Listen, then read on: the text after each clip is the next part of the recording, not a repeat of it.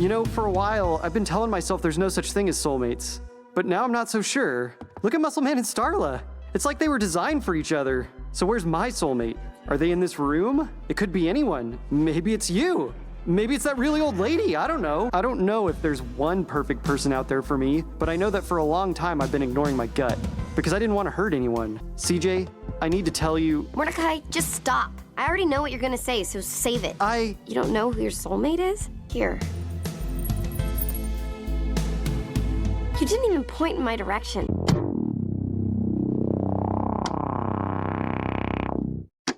I think that when fans of regular shows start to have conversations about Mordecai, this is one of the key scenes that people point to in order to show that he's kind of a scoundrel, a bastard even. And I think that there's a fair amount of fans of the show that agree with this analysis. I used to think this way myself, and sometimes I still do, especially with the wedding scene. But I think that Mordecai's place in the show is often misunderstood or misrepresented. So today I'd like to talk about our favorite self-sabotaging Blue Jay and why he's someone we love to hate. However, before we do that, we need to shift gears for a second to another show from the early 2000s. How I Met Your Mother was a show about Ted Mosby, a man in his mid-20s and early 30s and his tumultuous love life in New York City. The show also focuses on Ted's best friends, a married couple named Marshall and Lily, who he's known since college, a womanizer and professional enigma Barney Stinson, and Robin Scherbatsky, a local news reporter. The ensemble cast, as well as the show's writing, which succeeded in being both funny and genuinely heartfelt, propelled the show into the cultural zeitgeist of the 2000s and made it one of the most popular shows of its time. This legacy was then tarnished by a less than stellar ending and a fair amount of plot points that didn't age well, which can make rewatching the show not as fun. Oh, is this part of a security system?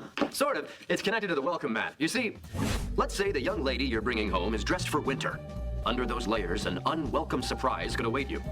The scale with body fat calculator I've hidden under the welcome mat makes sure you never have banger's remorse.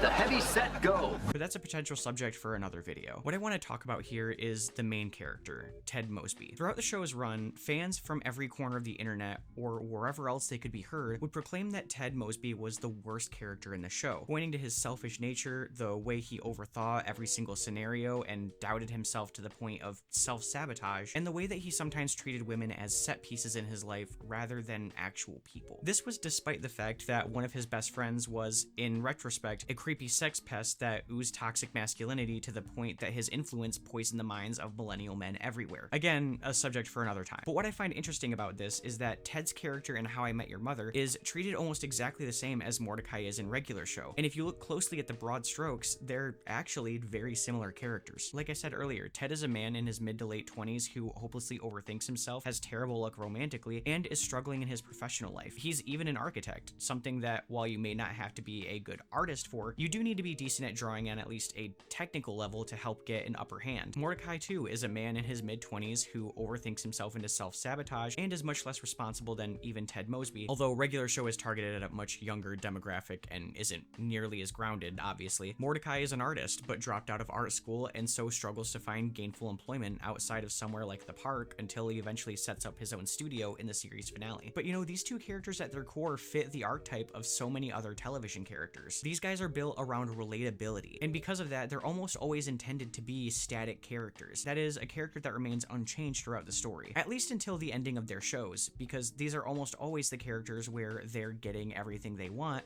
leads to the natural end of the story. Just as Ted can't meet the mother of his children and begin to move on to the next stage of his life until we're at the end of the show or close to it, the same goes for Mordecai in regular show. Mordecai can't grow or develop to the point that he stops self-sabotaging or being impulsive, because then we wouldn't have somebody to compare the development of characters like Rigby or Benson or Muscle Man. And it isn't to say that these characters can't grow at all, it's just that their development is slower than the people around them, and that juxtaposition creates the comparison in our own heads that helps show us how the other characters have grown and changed. I mean, if Mordecai stops all of his horrible behavior, then this, coupled with Rigby's newfound sense of responsibility and maturity, means that the characters outgrow the central premise of the show. This is besides the fact that a lot of the growth the characters experience regresses in season 8, which is part of the the reason why I really don't care for it much. This is all to say that I think part of the reason why we love to make fun of characters like Mordecai is because we see ourselves in them. When we see them struggle, fail, doubt themselves, or ruin their own romantic relationships, it's easy for us, the omnipresent viewer, to pick apart their shortcomings and the things that they could have done to rectify their situations. But how many times have you also done that to people you know in real life? It's easy for someone on the outside looking in to be impartial to a situation they have no emotional investment in, but when it's your own life, it's not always easy to see in the moment. I mean, how many times have you ignored the advice of a loved one or a friend only to trudge forward into your own destructive canon event despite their warnings, only to realize all of the things that you did wrong once you're sitting in the ruins of it all? That's why they say hindsight is 20/20, and that's what makes these sort of characters relatable. So while Mordecai might be an immature, lazy, irresponsible slacker who accidentally murdered his friend that one time, I'll kill you!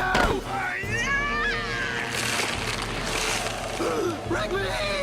I think that if Rigby gets a pass from fans of the show for growing up just a little bit, we should also realize that, yes, while Mordecai has done some cringy, pathetic things, he also ended the show with a stable relationship and a family, having successfully made a name for himself as an artist. Would it have been really cool if we even got to see a little bit of that in the last season instead of whatever this was? Yes. Yes, it would have. Thank you guys so much for watching. If you liked the video, please consider subscribing to the channel or liking or sharing the video, or even leaving a comment. It all really helps me out a lot. As always, guys, my name is Isiah. It's great to be in front of the camera again, and thank you for watching my video.